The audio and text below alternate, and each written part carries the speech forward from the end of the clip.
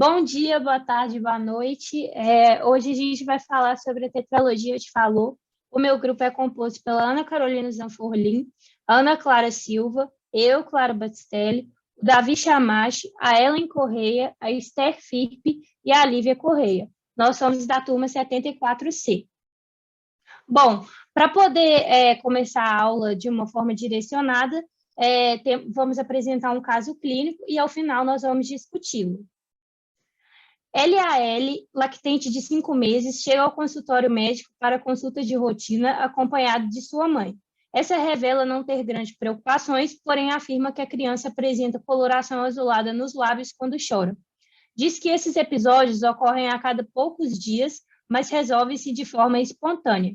Conta ainda que a criança apresenta irritabilidade e sudorese durante a alimentação, além de precisar pausar para respirar.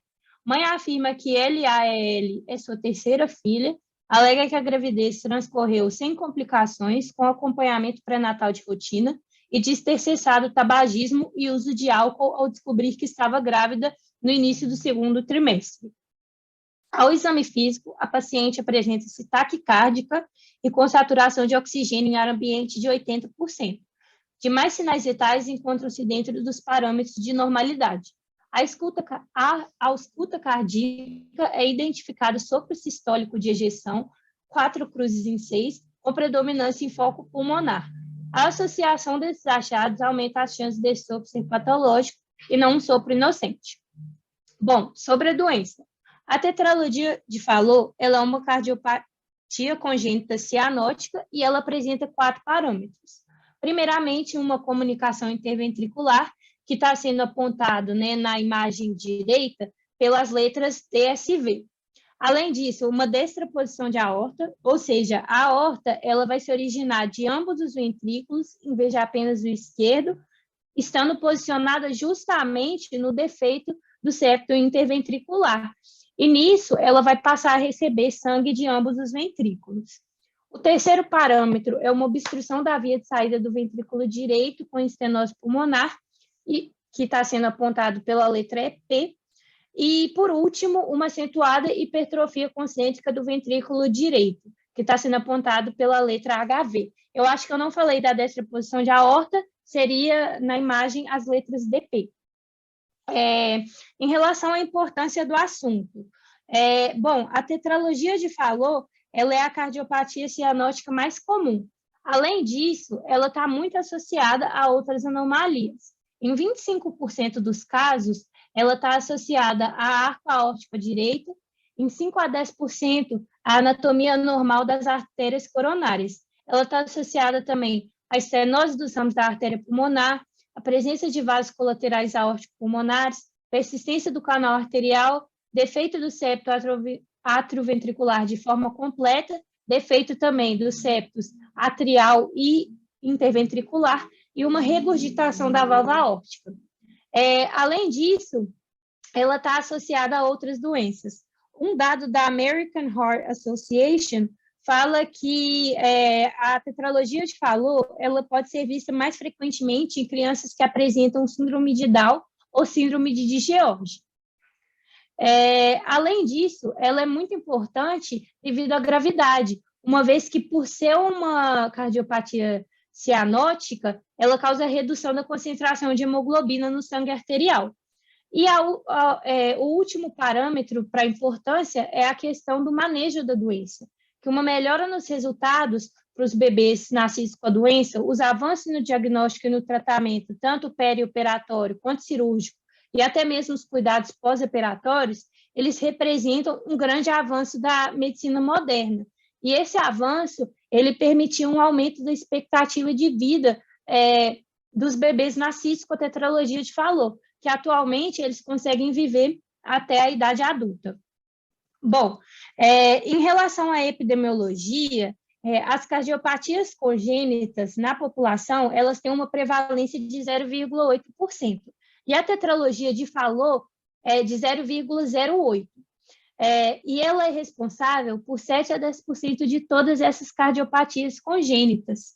Essas cardiopatias, elas são mais comuns em países menos desenvolvidos, se a gente for ver, no Brasil, nascem cerca de 29.800 cardiopatas a cada ano, e 80% desses precisam de intervenção cirúrgica. Como eu tinha mencionado anteriormente, a tetralogia de Fallot ela é a cardiopatia congênita cianótica mais comum e ela foi uma das primeiras a ter sido corrigida cirurgicamente. A cada 3.600 nascimentos, uma criança tem a tetralogia de Fallot. E em relação às cardiopatias congênitas de forma geral, em relação à mortalidade neonatal, 10% são devido, né, a essas cardiopatias. Em relação aos fatores de risco, bom, a gente, na comunidade científica, não é sabido, né, a causa da tetralogia de Fallot, mas são sabidos alguns fatores de risco, né, durante a gestação que vão influenciar, né, essa condição. O tabagismo no primeiro trimestre de gestação, o consumo de álcool durante a gestação, a gravidez tardia, né, ou seja, após os 40, uma má alimentação, doenças virais, como, por exemplo, rubéola e sarampo, também diabetes, né, obesidade materna, hipertensão arterial, doenças da tireoide, um histórico materno familiar e também desordens genéticas, como eu já tinha mencionado anteriormente, a síndrome de Down e a síndrome de George, por exemplo. Não se sabe exatamente qual dessas etapas embriológicas está relacionada ao desenvolvimento da tetralogia de Fallot, mas é sabido, né, que há sim uma relação entre a embriologia, né, e a tetralogia. O que é sabido atualmente é que ocorre um deslocamento antero-superior do septo infundibular ou conal, ou até mesmo infundíbulo, com o consequente estreitamento desse infundíbulo.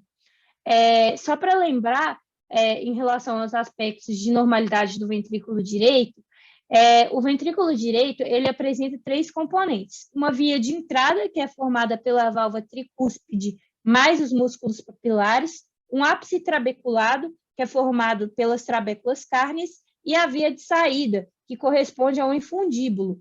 E esse infundíbulo, ele suporta os folhetos da válvula pulmonar.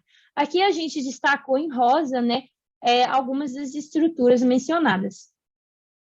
Bom, como eu estava falando antes, o estreitamento do infundíbulo que vai ocorrer, e esse estreitamento é também conhecido como estenose subpulmonar, ele vai gerar um desalinhamento do septo interventricular, acompanhado de destroposição da aorta, e vai gerar também uma obstrução da via de saída do ventrículo direito, com estenose da válvula pulmonar.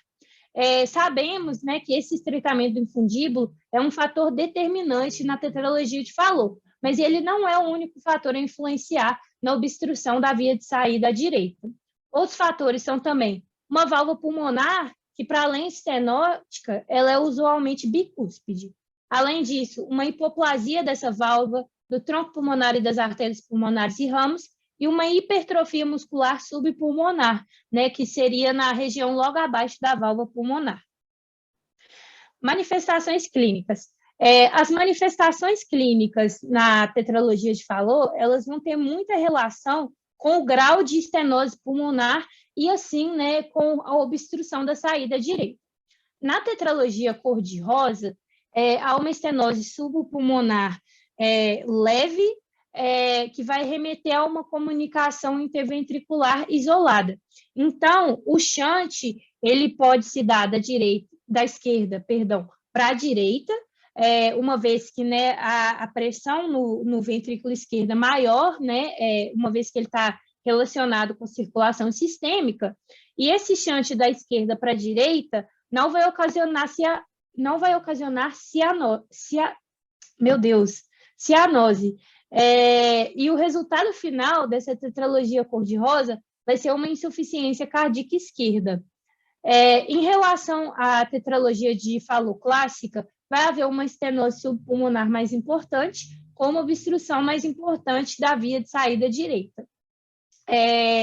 E isso vai ocasionar um aumento da pressão no ventrículo direito, né, que vai se igualar ou então até mesmo exceder a pressão do ventrículo esquerdo e vai ocasionar, né, um shunt da direita para a esquerda. Então, vai haver entrada de sangue não oxigenado na aorta e, com isso, uma diminuição da saturação de oxigênio que vai ser manifestada, né, por cianose. Aqui a gente consegue ver esse shunt, né, da direita para a esquerda. Ainda nessa tetralogia clássica, vão ocorrer em crianças as crises hipercianóticas, também conhecidas em inglês como TET spells, que são episódios súbitos de cianose e hipóxia graves, e essas crises elas vão suceder episódios de diminuição da resistência vascular periférica ou então episódios de aumento da resistência vascular pulmonar, porque esses dois fatores eles vão contribuir para um shunt da direita para a esquerda e assim para a cianose. Essas crises elas vão cursar também com irritabilidade, choro prolongado, prostração, polipneia, que é a respiração rápida e ofegante, em casos mais graves, síncope, né? Em casos muito graves, ela pode levar, inclusive, ao óbito. Aí, aqui nessa imagem, a gente consegue ver, né, a cianose na criança. Bom, essas crises, elas vão predominar na parte da manhã, porque, por exemplo, quando a gente estica as pernas ao acordar, vai haver uma diminuição da resistência vascular periférica, que vai contribuir do shunt da direita para a esquerda, e essas crises, elas vão ser desencadeadas por ações como chorar e evacuar, porque essas ações, elas vão aumentar a resistência vascular pulmonar e, de novo, né, favorecer o shunt da direita para a esquerda. É comum que as crianças, durante essas crises, elas assumam a posição de cócoras justamente para aliviar os sintomas, porque essa posição de cócoras vai aumentar a resistência periférica e isso vai facilitar o fluxo sanguíneo no sentido da circulação pulmonar. Crianças mais velhas, sem uma correção cirúrgica, elas vão poder evoluir com dispneus esforços, pele azul escura, escleras acinzentadas com incurgitação de vasos sanguíneos, bacteamento digital, policitemia, comprometimento do crescimento e do desenvolvimento e demência. O bacteamento digital é justamente, que nem a gente consegue ver na imagem, os dedos em baquetas de tambor. Né, vai ser um acometimento, né, da falange distal, que vai tornar as pontas dos dedos mais arredondadas e bulbosas, e é um sinal, né, de doença pulmonar que é encontrado em pacientes que apresentam condições de hipóxia crônica. A policitemia, né, que é justamente o aumento dos glóbulos vermelhos, ela é uma resposta fisiológica da medula óssea a uma saturação diminuída de oxigênio. E ela pode se manifestar com, por exemplo, fadiga, tontura, zumbido, cefaleia, parestesia, visão turva, angina, claudicação e dispneia. E a questão da demência, estudos mostram, né, que qualquer tipo de cardiopatia é uma condição importante para a deterioração da homeostase vascular cerebral, por causa de redução do fluxo para o cérebro e também o aumento de algumas proteínas que estão relacionadas às doenças que afetam o sistema neurológico. Então, mais tardiamente, na tetralogia de Fallot, pode haver o desenvolvimento, né, de demência. Bom, eu vou continuar falando sobre o diagnóstico. O diagnóstico da tetralogia de Fallot, ele é feito a partir da combinação de alguns eventos. E ele se inicia com a anamnese, juntamente com o exame físico, e ele vai se complementando com alguns exames de imagem, como a radiografia de tórax, o eletrocardiograma e o ecocardiograma 2D com o Doppler colorido. Além disso, também existe o cateterismo cardíaco como uma possibilidade, só que ele raramente é necessário, a menos que haja, por exemplo, uma suspeita de anomalia coronariana e essa anomalia possa afetar, por exemplo, uma abordagem cirúrgica e ela não foi esclarecida com o ecocardiograma. Agora, eu vou falar sobre a radiografia de tórax. Os possíveis achados que podem ser encontrados aqui é o coração em forma de bota, com o segmento principal da artéria pulmonar côncavo e uma acentuada diminuição da trama vascular pulmonar. Além disso, em 25% dos casos, pode ser observado também o arco aórtico à direita. Agora eu vou falar do eletrocardiograma.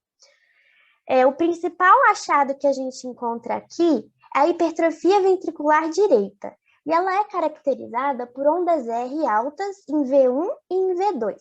E essa hipertrofia, geralmente, ela é acompanhada de um desvio do eixo para a direita. Além disso, a gente também pode observar um crescimento do átrio direito, e isso vai ser caracterizado, né, por meio de ondas P altas. Mas, né, para completar os achados que a gente consegue encontrar na tetralogia de Fallot, a gente trouxe as características histológicas, né, da microscopia. Então, a gente consegue observar fibrose perivascular e intersticial, graus variados de hipertrofia muscular com grandes núcleos hipercromáticos e um desarranjo, né, do miocárdio. As complicações.